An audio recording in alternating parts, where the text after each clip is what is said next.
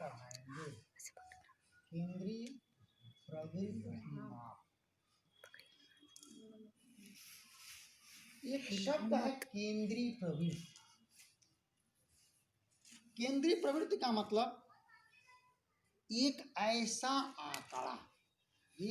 आंकड़ा जिसके इर्द गिर्द अन्य सभी आंकड़े मौजूद हो।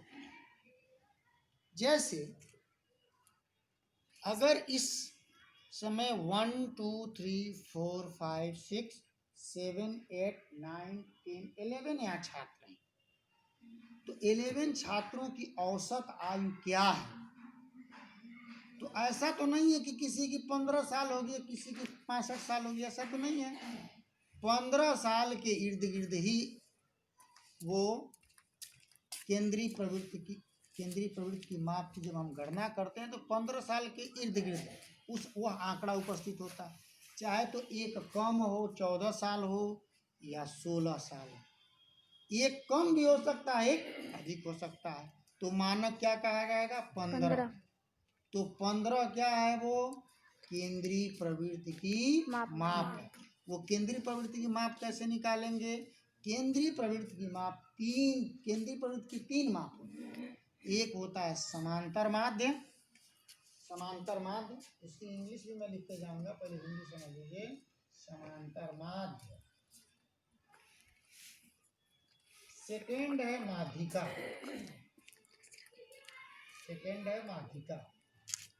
और थर्ड है, कल से ये इसको पूरब की तरफ रखिएगा, दक्षिण तरफ नहीं रखा जाता। और थर्ड है बहुलक। तो समांतर माध्य को मीन कहते हैं, इंग्लिश में इसको मीन कहते हैं। माध्यिका को मीडिया कहते हैं,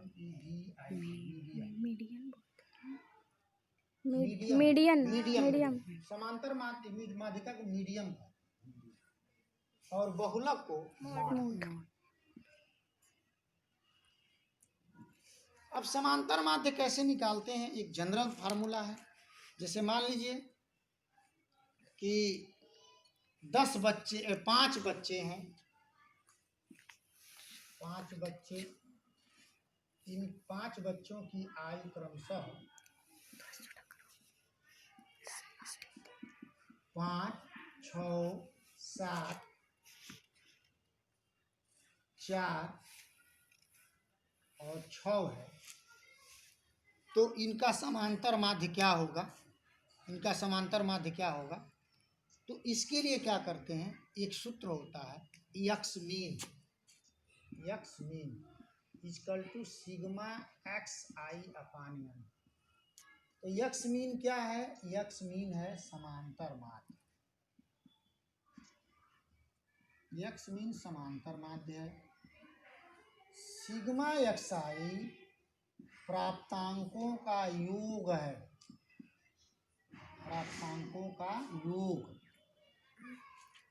सिग्मा xi प्राप्तांकों का योग है और n प्राप्तांकों की संख्या है।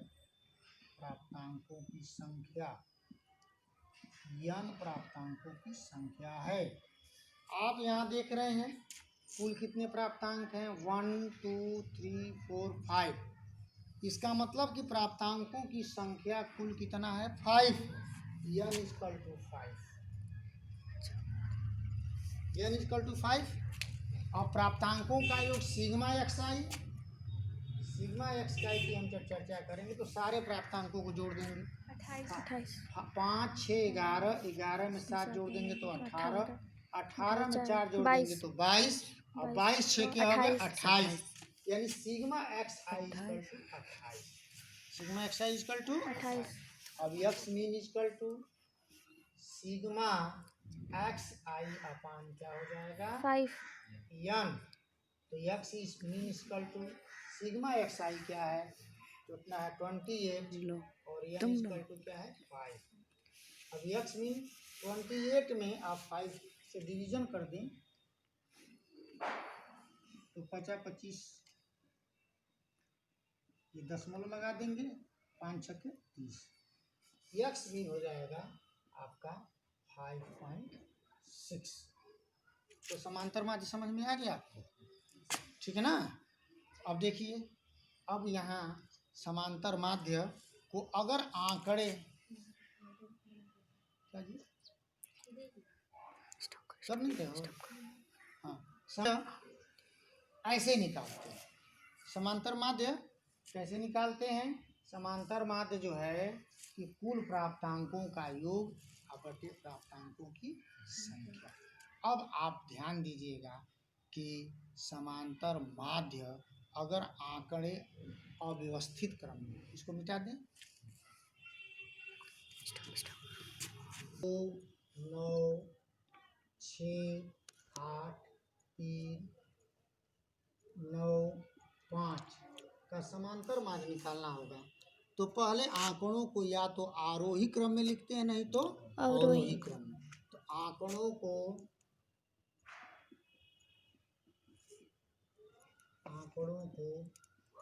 अवरोही क्रम में लिखने पर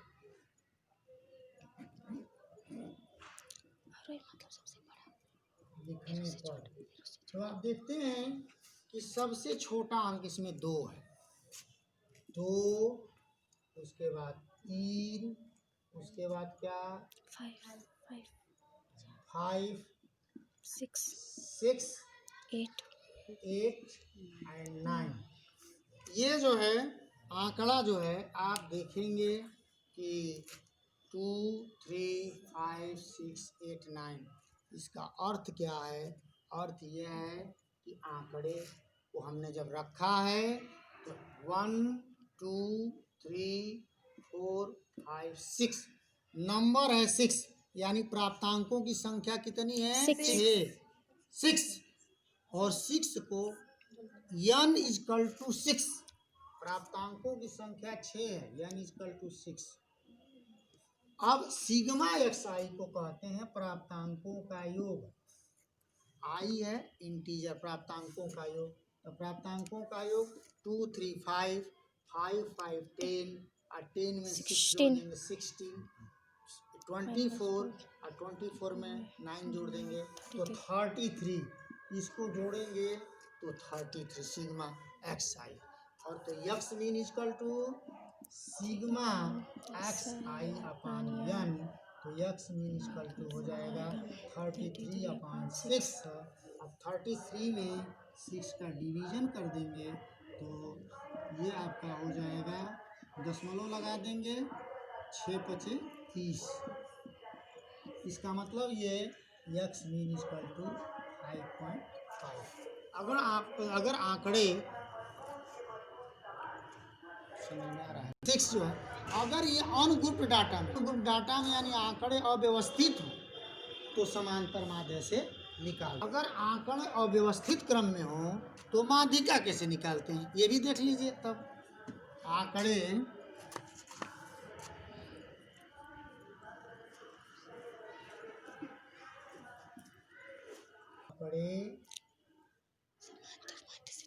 अव्यवस्थित क्रम में होने पर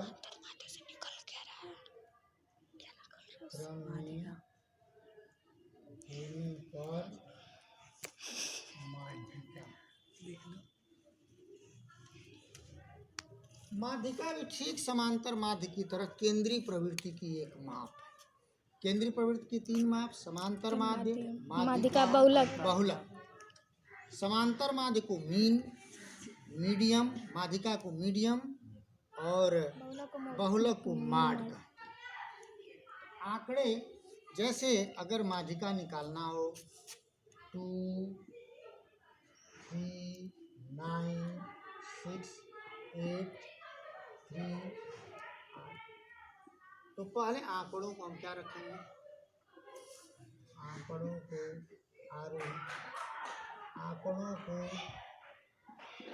आरोही क्रम में लिखने पर आंकड़ों को आरोही क्रम में लिखेंगे तो सबसे छोटा आंकड़ा कौन है? 2, उसके बाद 3, उसके बाद फिर 3, फिर 6, फिर 7, फिर 8, फिर फिर 8 और फिर और ये 9।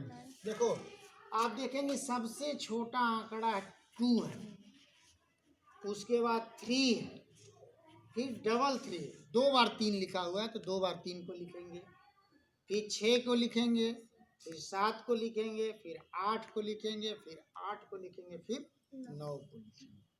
ये आपको आंकड़ों को, तो आंकड़ों को जब आंकड़े अव्यवस्थित क्रम में हों तो माध्यिका कैसे निकालेंगे, इसके बारे में आपको जानने की जरूरत। ध्यान दीजिएगा और ध्यान दीजिए कि आंकड़े अव्यवस्थित क्रम में हो तो माध्यिका कैसे निकालते हैं, इस चीज को ध्यान दीजिएगा।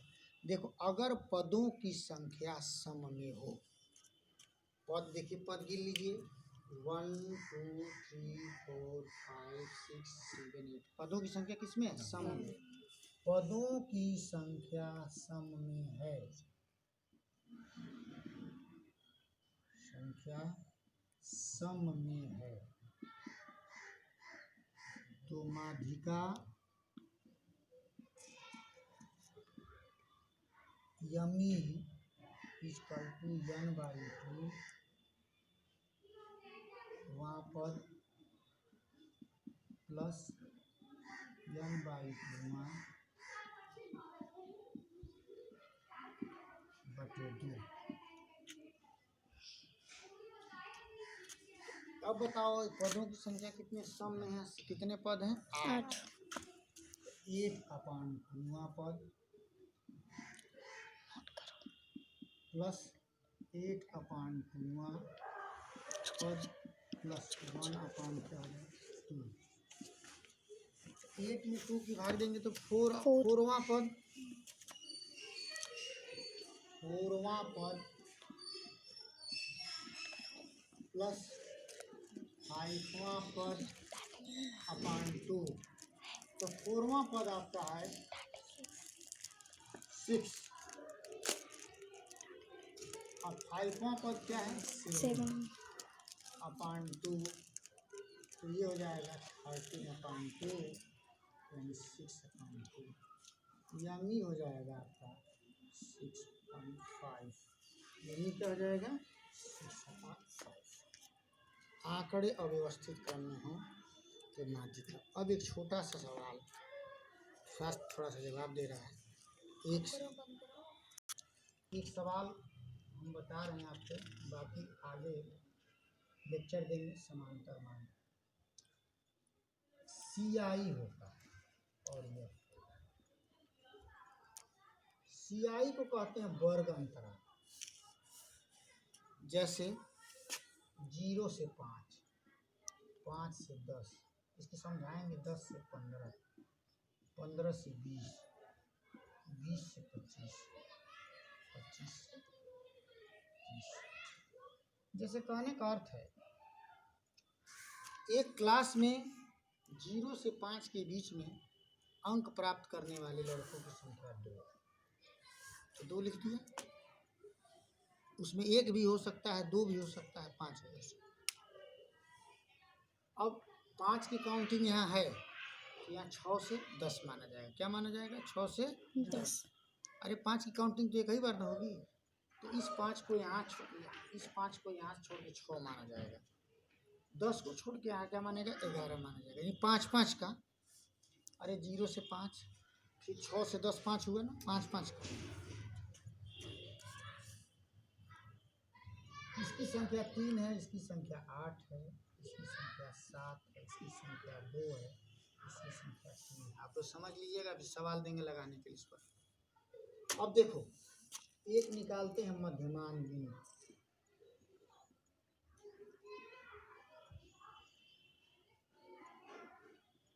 मध्यमान बिंदु को यक्ष कहते हैं। क्या कहते हैं, यक्ष। और मध्यमान बिंदु क्या होता है, इन दोनों को जोड़ के 2 से भाग दे देते हैं, तो 0 और 5 का आधा क्या हो जाएगा, 2 5। 5 और 10 को जोड़ेंगे तो इसका 15 में 2 का भाग देंगे तो 7.5। 10 और 15 जोड़ेंगे तो क्या आ जाएगा, 12.5। अरे 25 हो जाएगा, ये 35 हो जाएगा 17.5, और ये क्या हो जाएगा 22.5, और ये क्या हो जाएगा 27.5, ये क्या हो जाएगा 27.5। अब देखिए एफ एक्स 2.5 में 2 का गुणा करोगे तो 5 आएगा, और 7.5 में 3 का गुणा करोगे तो 5 3 15 के 5 है 22.5, 12.5 में 8 का गुणा करो तो क्या हो जाएगा 100,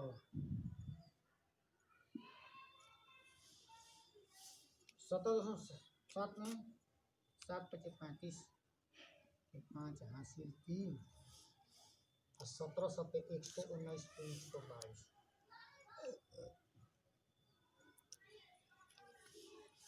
22.5 में 2 का गुणा करोगे तो 45 हो जाएगा,